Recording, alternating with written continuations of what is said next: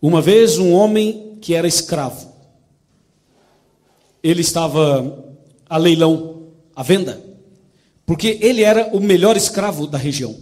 Todo mundo queria aquele escravo. Até que um dia colocaram esse homem à venda. Ele era um moreno, alto, forte, estava sem camisa, de bermuda e braços cruzados em cima de um palco, esperando o leilão. Os lances começaram até que as pessoas foram dando os seus valores. Finalmente um fazendeiro pagou o preço mais alto, arrematou o leilão e comprou o escravo.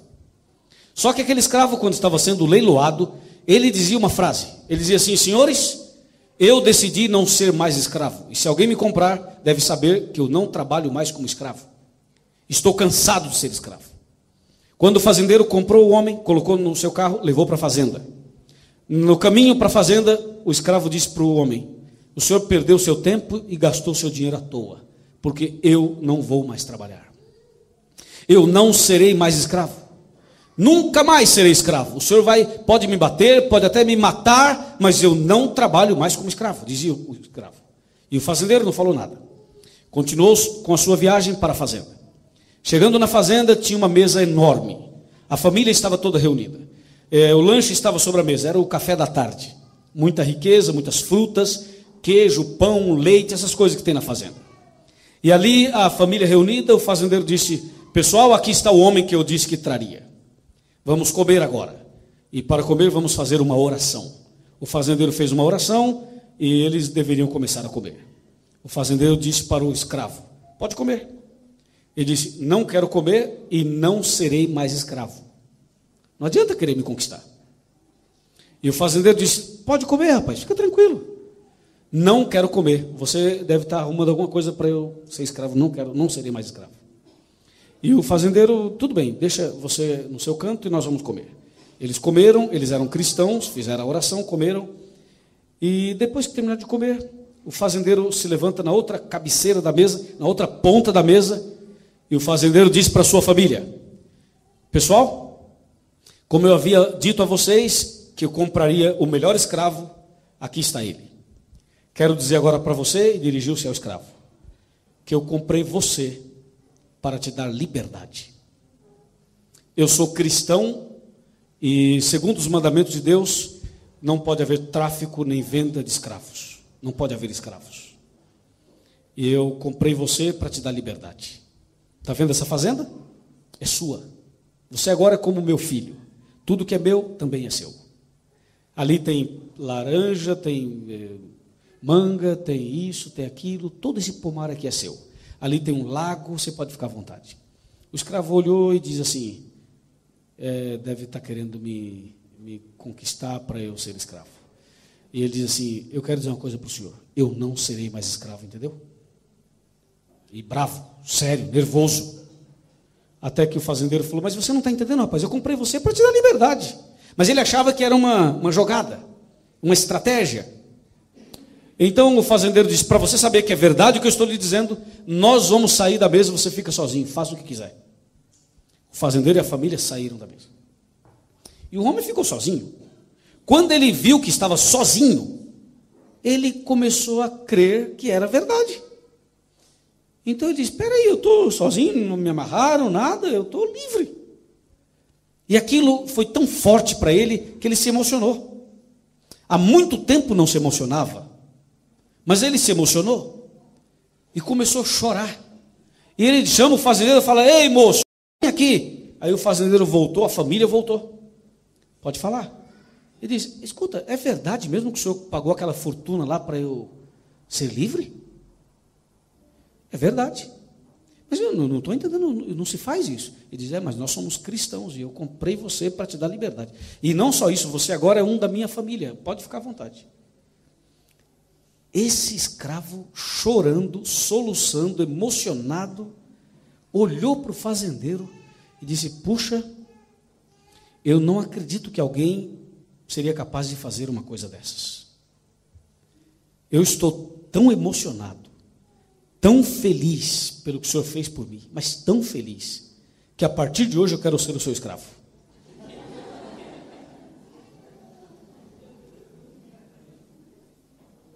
Pergunta: Qual a diferença de ser escravo antes e ser escravo depois? Tem diferença? Claro que tem. Uma grande diferença. Antes, ele era escravo na base da força, da borracha, da violência. Assim ninguém quer ser. Mas agora não. Agora ele foi comprado. Ele foi liberto. Ele foi salvo. E agora, como gratidão, ele vai fazer tudo o que ele fazia, só que com alegria no coração. Tem uma diferença? Tem, senhores.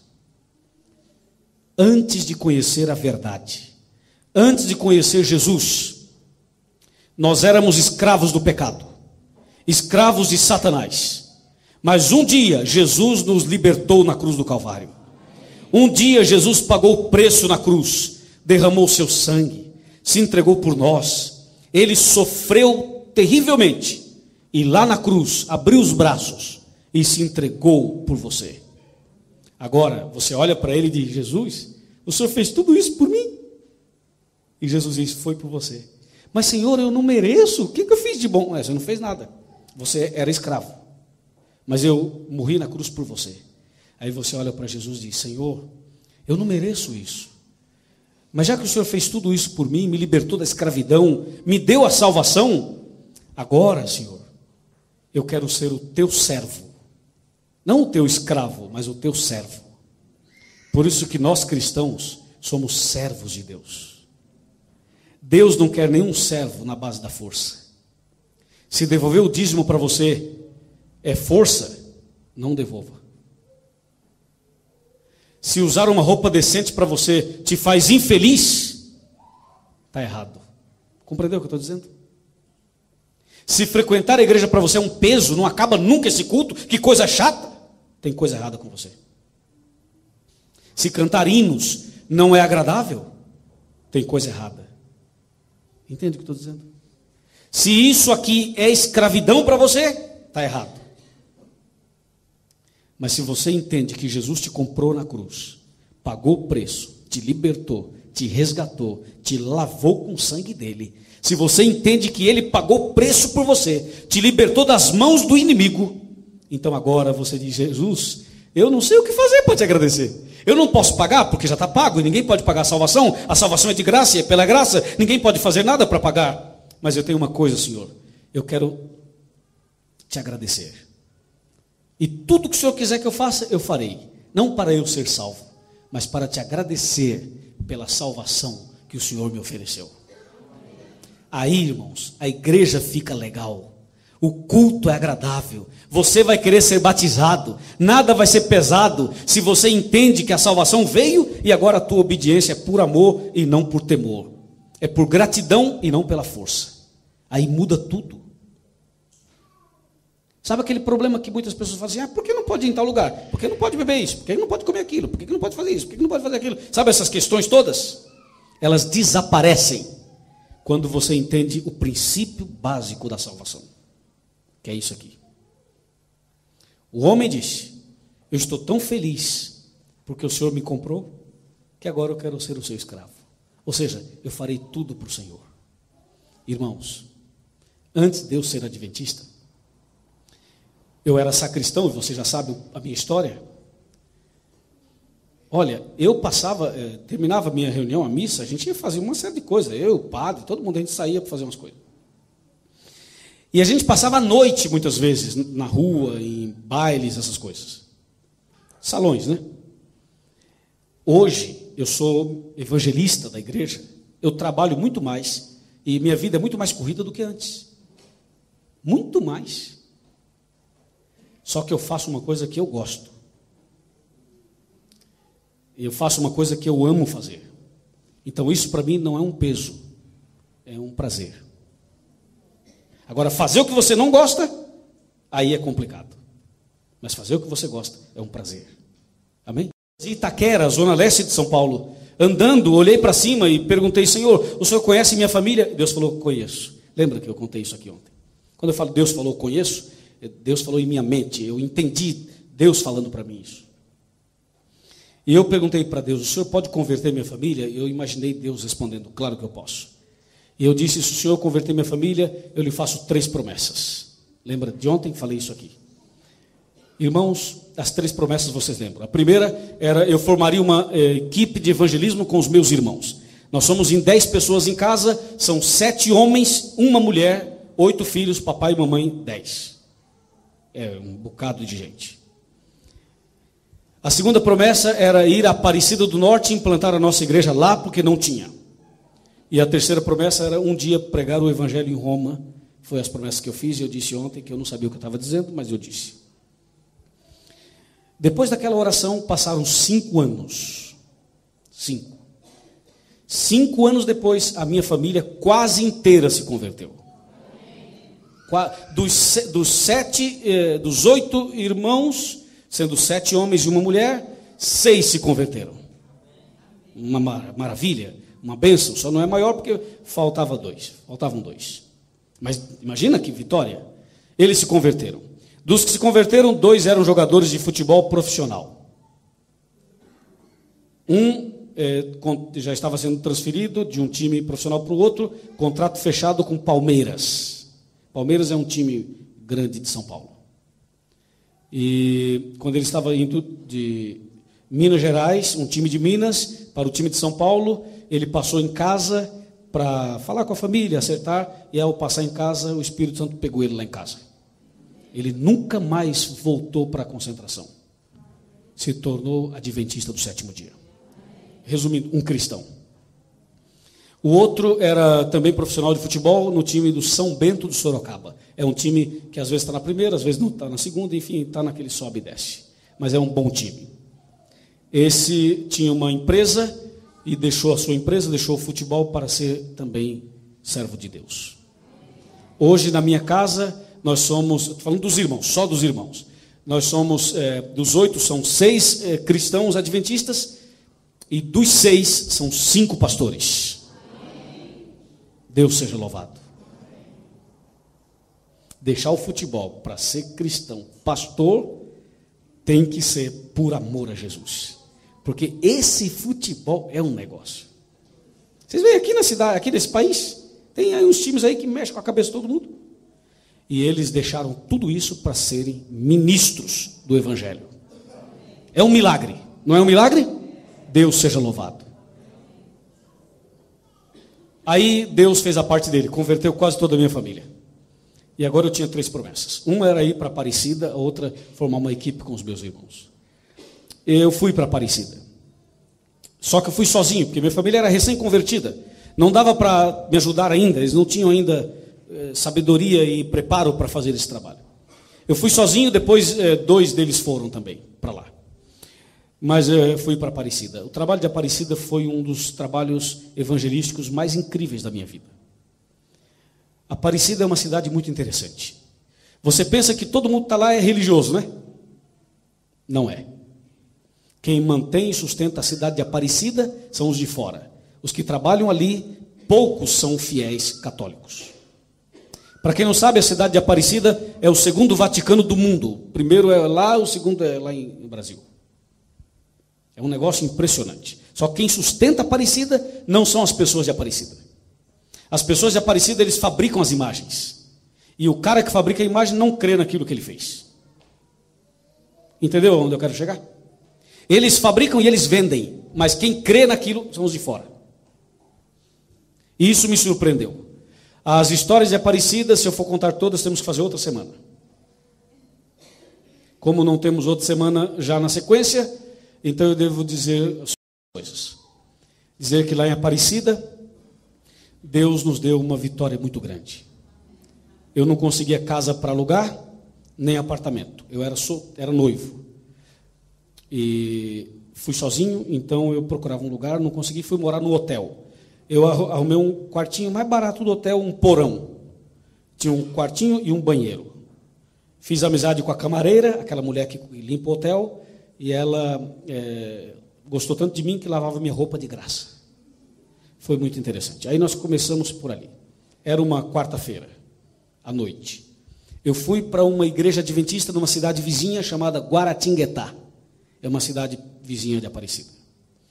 E Aparecida não tinha igreja, não tinha nenhum membro da igreja. Não tinha nada. Uma cidade de 36 mil habitantes. Não tinha nenhum irmão da nossa igreja. Eu fui então para o culto da igreja da cidade vizinha, porque não tinha igreja ali. Participei do culto, terminou o culto, um missionário que vende livros, nós chamamos de coportor, missionário que trabalha com livros, me chamou no canto e falou: Luiz, eu tenho um nome e um endereço para você fazer visita lá em Aparecida. Falei: até que enfim, estou querendo alguém para eu começar o trabalho em Aparecida. Ele disse: anota aí. Peguei a caneta, diz aí. Ele falou: escreva. O nome do rapaz é Arlindo. Aí eu escrevi: Arlindo. Arlindo do quê? Ele diz: eu não sei, só sei que é Arlindo. Tá bom. Então me dá um endereço. Ele diz: o endereço também eu não tenho. Então me dá o nome do bairro. Não, eu também não sei. Mas você é engraçado, né, rapaz? Você quer que eu visite uma pessoa numa cidade, só sabe o primeiro nome e mais nada. Ele disse: só sei isso, mas você tem que visitar, porque ele já foi da igreja e está afastado. Tá bom, vou tentar. Voltei para o hotel na quarta-feira, na quinta-feira me preparei, na sexta-feira disse: hoje eu vou atrás desse rapaz. Aí no quarto do hotel, olhei para cima de novo, fiz meu culto, li minha Bíblia, olhei para cima e falei: Senhor, o senhor conhece o Arlindo? E Deus com certeza conhece o Arlindo. Senhor, eu queria visitar o Arlindo hoje, eu não tenho endereço, o senhor pode me levar lá? E Deus falou: claro que eu posso. Mas o senhor tem que ir comigo, porque eu não sei nem se eu vou para cima ou para baixo. Vamos comigo, me dirija. E abri a porta e saí. Saí e falei: eu vou até a rodoviária.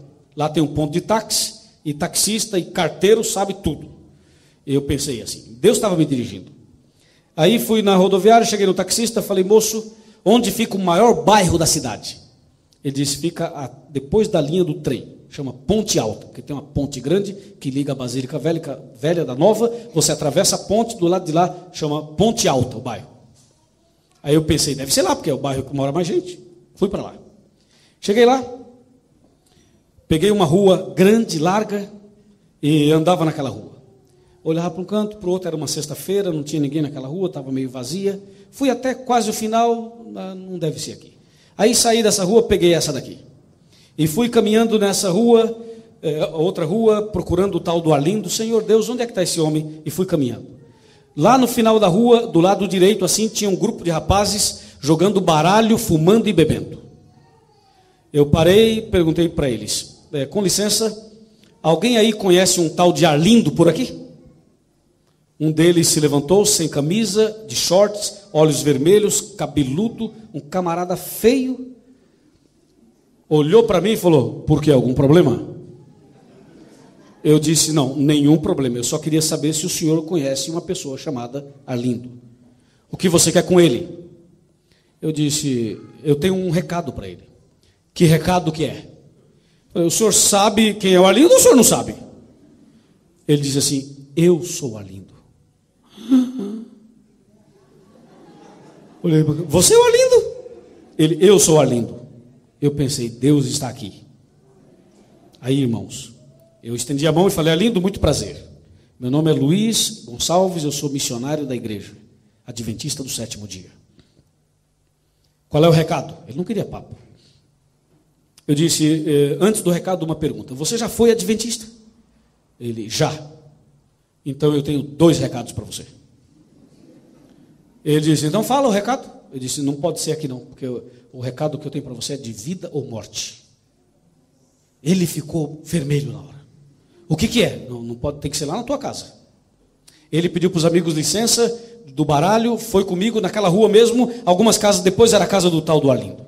Chegamos lá, entramos na garagem, ele falou: qual é o recado? Eu disse: só dou o recado se você chamar tua mulher e teus filhos. Aprendi com o meu professor. Lembra, né? Ele foi lá, chamou a Maria, a Alessandra e o Israel. Alessandra e Israel, os filhos, a Maria, a esposa. Chamou todo mundo, sentamos no sofá da sala. Ele falou: Maria, esse aí diz que é missionário, tem um recado para mim de vida ou morte. Qual é o recado? Falei: primeiro recado, suas férias acabaram hoje.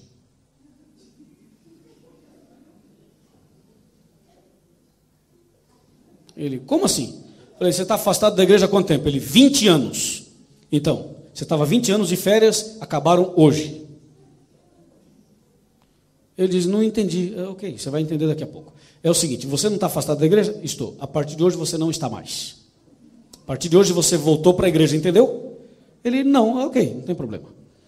Qual é o segundo recado? O segundo recado está em Romanos 13. Peguei a Bíblia, abri Romanos 13, 11, 12 e 13. Arlindo, vai alta a noite, vem chegando o dia, e já é hora de você despertar do sono. Porque a salvação está mais perto agora do que quando você creu no princípio. Ele ficou assim, foi a queima-roupa, né?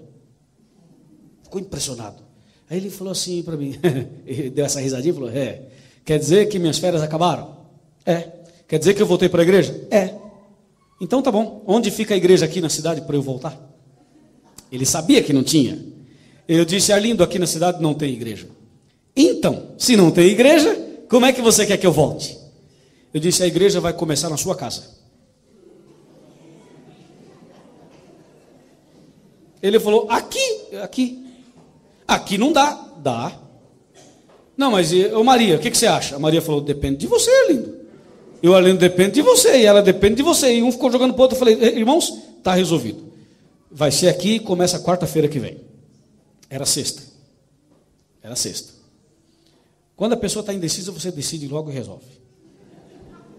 Se ficar em cima do muro, a gente já puxa e já resolve. É igual a mulher de Ló. Vai sair ou não vai, minha filha? Não, então manda um anjo. Vai lá, pega na mão dessa mulher e puxa. E mulher e do marido e todo mundo, né? Só que a mulher voltou e você já sabe o que aconteceu. Ok. Aí marcamos com o Arlindo, ele falou, tá bom então, quarta-feira. Irmãos, nós oramos ali, fizemos uma reuniãozinha rápida, e eu perguntei, Arlindo, quantas pessoas você acha que consegue trazer aqui? Na quarta-feira, os seus amigos, que você consegue convidar. Quantos? Ele falou, eu tenho muitos parentes aqui, tem o Zé Rosa, tem a Isabel, tem não sei quem, tem a Ana, tem não sei o quê, o Eduardo, não sei o quê. Foi falando os nomes. Ele calculou, falou, acho que eu consigo convidar uns 15. Eu pensei, 15 em Aparecida, rapaz? É milagre. Eu falei, Arlindo, vai atrás de 15 que eu vou atrás de mais 15. Era sexta. Passei o fim de semana visitando o povo, batendo de porta em porta, convidando as pessoas. E o Arlindo fez lá do jeito dele. Na quarta-feira seguinte eu cheguei lá, para começar a reunião. Vocês não sabem o que aconteceu. O Arlindo e a esposa prepararam a garagem, que na sala não cabia. Eles pintaram a garagem, eles limparam tudo, e o Arlindo tinha uns caixotes de madeira, umas caixas, que ele vendia laranja e maçã na feira. Ele pegou aquelas caixas de madeira, virou aquilo, colocou no chão, tirou a laranja, colocou ali, e botou as caixas de laranja como se fossem bancos de igreja, um atrás do outro, assim, fazendo fileirinha, corredor, tudo certinho, com as caixas de madeira. Botou aquilo no chão, e na frente colocou uma mesa, e em cima da mesa tinha um radinho. Naquele tempo não tinha...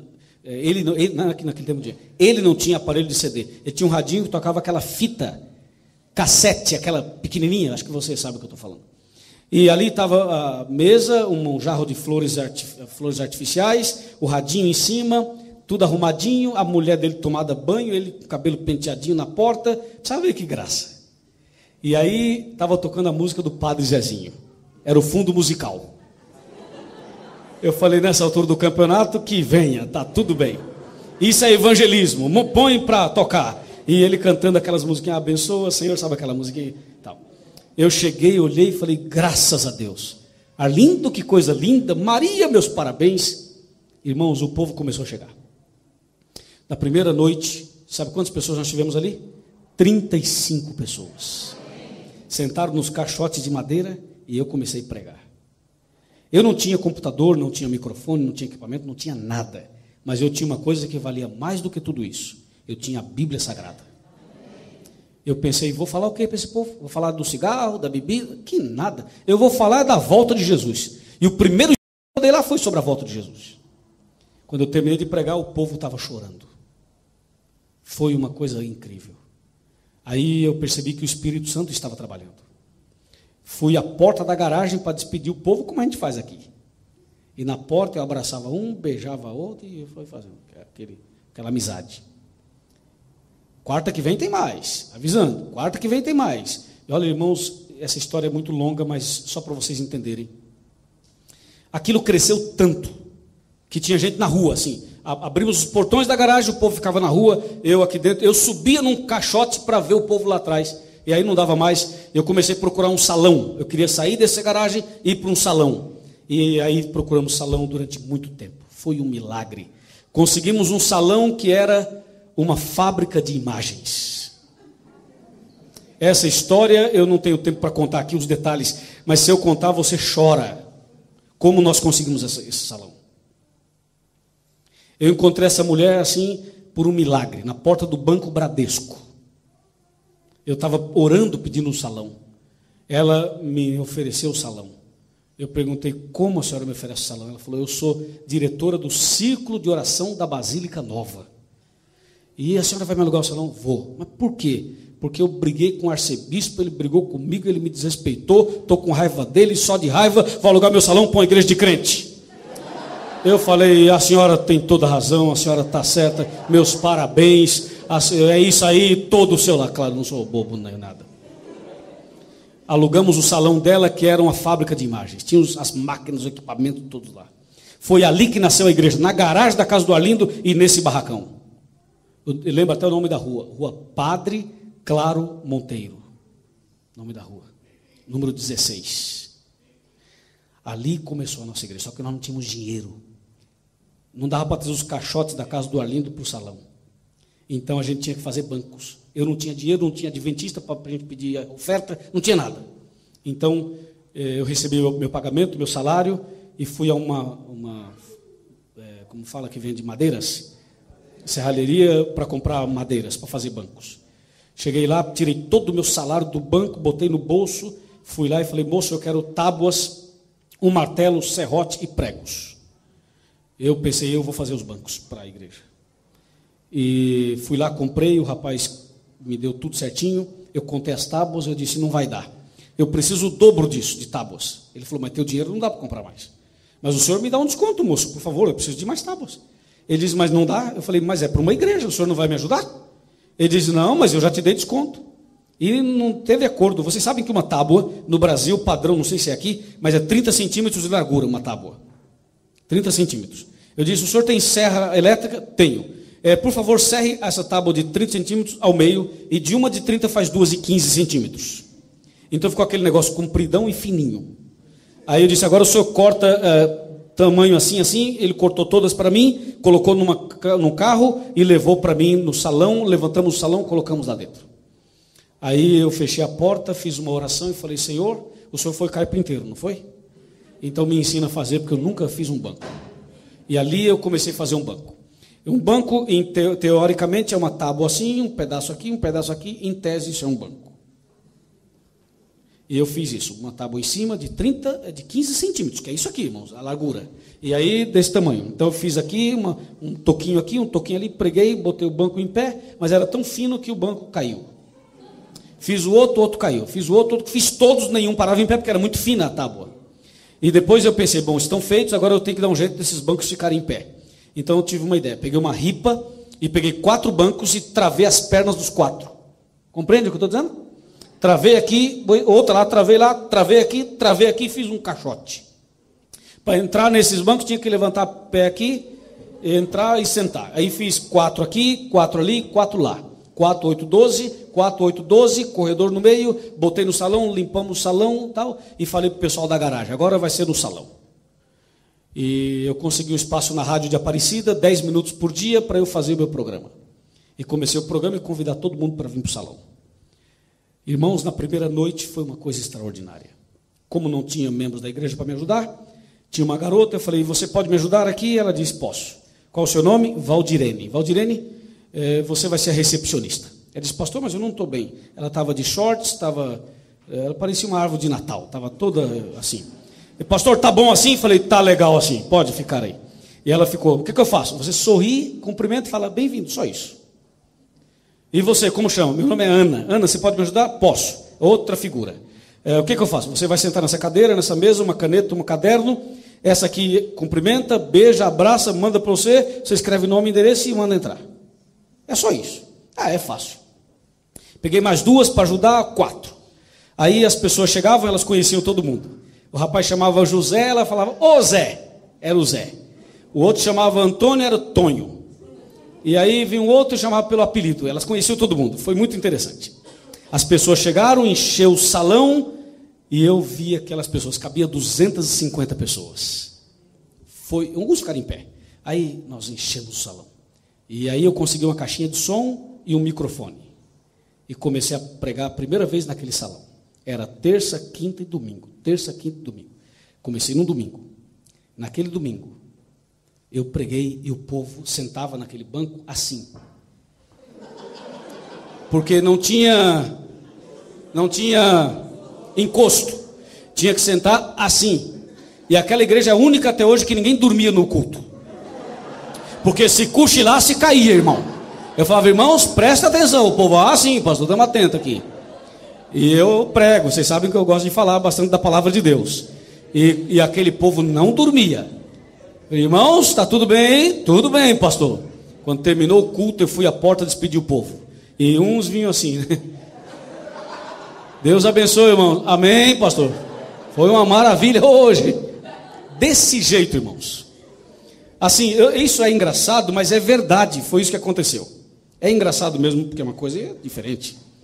Irmãos, Deus é grande. Vários milagres aconteceram em Aparecida. Eu apanhei 2 vezes, de socos e pontapés. Estou lhe dizendo. Uma vez fiquei sem comer 4 dias. Deus fez um milagre e mandou uma pessoa levar compra para mim na hora certa. São histórias que eu estou escrevendo um livro disso. Hoje em Aparecida, aliás, na época nós fizemos um batismo para fechar a conferência. E num sábado à tarde, nós batizamos, sabe quantas pessoas? Acha que batizamos 10 pessoas? 15? 30? 40? 50? 60? 70? 75? Segura para não cair. Num sábado à tarde, saiu na revista Adventista, nós batizamos 119 pessoas. Foi um milagre. Hoje lá em Aparecida, temos terreno próprio, prédio construído, igreja própria e temos 120 membros. Deus seja louvado. Montei a equipe com os meus irmãos, a igreja foi feita, só falta conhecer Roma, que eu ainda não conheço. Mas um dia nós vamos conhecer.